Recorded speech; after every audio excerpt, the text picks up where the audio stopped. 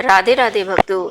भक्तों, हमें बृहस्पति देव की पूजा करनी चाहिए। अगर किसी का बृहस्पति कमजोर है या गुरु की कृपा कम है तो हमें बृहस्पति देव का ध्यान करना चाहिए और इस कथा का स्मरण करना चाहिए।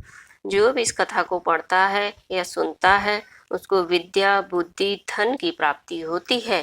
तो शुरू करते हैं बृहस्पति देव की कथा। प्राचीन काल में एक बहुत ही निर्धन ब्राह्मण था। उसके कोई संतान नहीं थी। वह नित्य पूजा पाठ करता, परंतु उसकी स्त्री मलिनता के साथ रहती थी। वह न स्नान करती और न ही किसी देवता का पूजन करती। प्रातः काल उठते ही सर्वप्रथम भोजन करती, बाद में कोई अन्य कार्य करती। ब्राह्मण देवता तो बहुत दुखी रहते थे। पत्नी को बहुत समझाते, किंतु उसका कोई परिणाम न निकलता। भगवान की अनुकंपा से एक समय उस ब्राह्मण की पत्नी गर्भवती हुई और 10वें महीने में एक सुंदर कन्या को जन्म दिया। निर्धन ब्राह्मण कन्या के जन्म से बहुत दुखी हुआ। धीरे धीरे ब्राह्मण की कन्या बड़ी होने लगी। बचपन से ही उस कन्या की रुचि भगवान विष्णु की पूजा में थी। वह प्रातः उठते ही स्नान आदि करके भगवान विष्णु की पूजा करने को मंदिर में जाती थी। बृहस्पतिवार को व्रत करके विधि पूजा पाठ करती थी और पूजा पाठ करने के बाद वह पढ़ने के लिए पाठशाला में जाती थी। घर से मुट्ठी भर वह जौ लेकर जाती और रास्ते में थोड़े थोड़े जौ गिराती जाती। जब वह पाठशाला से घर तक लौटती तो जौ के दाने सोने के दाने में बदले हुए मिलते। लड़की सभी सोने के दाने बीन लाती थी। एक दिन जब वह सोने के दानों को साफ कर रही थी तो उसकी माँ ने कहा, बेटी, सोने के दाने साफ करने के लिए सोने का सूप भी होना चाहिए। अगले दिन बृहस्पतिवार था। उसने भगवान बृहस्पति देव की पूजा करते हुए प्रार्थना की, हे भगवान, यदि मैंने आपका व्रत विधिवत किया हो तो मुझे सोने का सूप दे दो। भगवान बृहस्पति देव ने उसकी मनोकामना पूरी करने का वचन दिया। पाठशाला से लौटते समय उसी रास्ते में सोने का सूप पड़ा हुआ मिला। घर से लौटकर सोने के सूप अपनी माँ को दिखाकर वह सोने के दाने साफ करने में लग गई। उसी समय नगर का राजकुमार उसके घर के पास से गुजर रहा था। उस सुंदर लड़की को सोने के सूप में जौ साफ करते देख राजकुमार उस पर मोहित हो गया। महल में आकर राजकुमार ने राजा से उस लड़की से विवाह करने की इच्छा प्रकट की। तो राजा ने ब्राह्मण को महल में बुलाकर राजकुमार से उस लड़की के विवाह की बात कही। ब्राह्मण तैयार हो गया। धूमधाम से उस लड़की का विवाह राजकुमार से हो गया।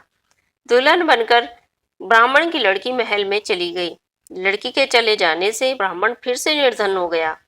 उसे कई कई दिन तक भोजन भी नहीं मिलता था, परंतु दुखी होकर ब्राह्मण एक दिन अपनी लड़की के पास गया और अपने पिता को से निर्धनता का समाचार सुनकर उसे बहुत सा धन देकर पिता को विदा कर दिया।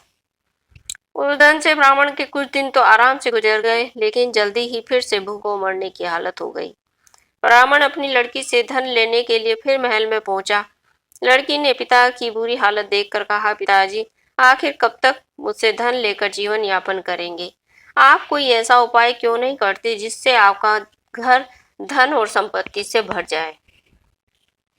ब्राह्मण ने कहा, मैंने तेरी माँ को बहुत समझा लिया, पर उसकी समझ में कुछ नहीं आता। उसका फूहड़पन नष्ट हो तो घर की निर्धनता भी दूर हो जाए।